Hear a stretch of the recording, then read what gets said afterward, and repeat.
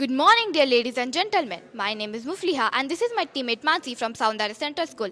As global energy landscape rises to a sustainable solution, hydrogen emerges as an excellent alternative fuel due to its potential.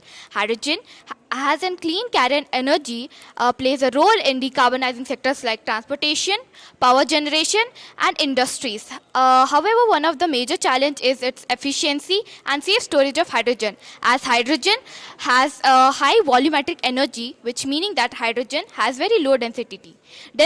It needs to be stored in high pressure tank, cryogenically chilled at minus 273 degrees Celsius. Hydrogen has very small, having a small mass of size. It needs to be stored in high pressure tanks properly so that it can't leak out.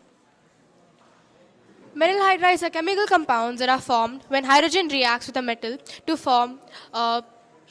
store hydrogen in a compact high density form. So we have the setup here. First we have the beaker, which has water inside of it. It's mixed with salt. We have used sodium chloride, and inside this water we have two electrodes kept inside.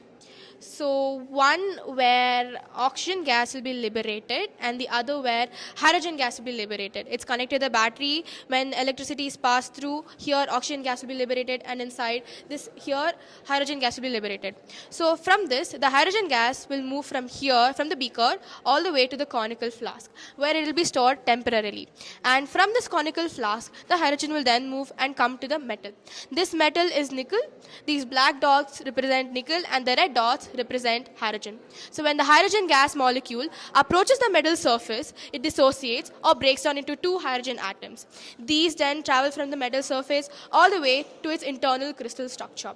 That's where the atomic hydrogen bonds with the metallic framework through the process called as absorption. The hydrogen gas molecules will be able to sit between the metal lattice atoms due to its small molecular size. To reverse this mechanism, we need to heat the compound to 65 degrees Celsius and the hydrogen gas will be liberated. This hydrogen gas then can be used for any purpose needed, for example, as fuels. Metal hydrides allow for a more dense hydrogen storage. This metal hydride can store hydrogen for a longer period of time, and it can store more hydrogen compared to other means of storing hydrogen.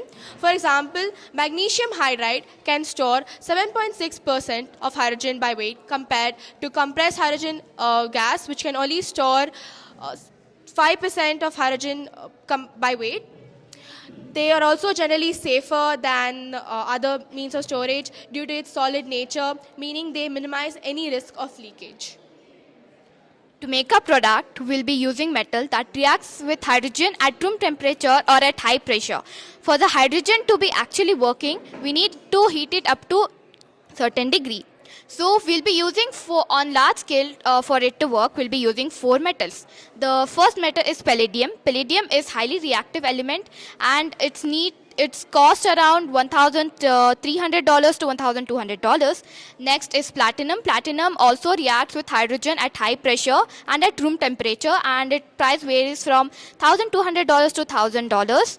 And next is metals, hydride or nickel. Nickel is highly reactive at hydrogen pressure or at room temperature. Its price ranges from $6 to $9 per kg. And lastly is iron. Iron is highly reactive with oxygen and reacts at room temperature. Its price ranges from $0.70 to $1 per kg. In real-life applications, metal hydrides do face some challenges. One of the main challenges it faces is its weight. But submarines need a lot of counterweight to stay underwater.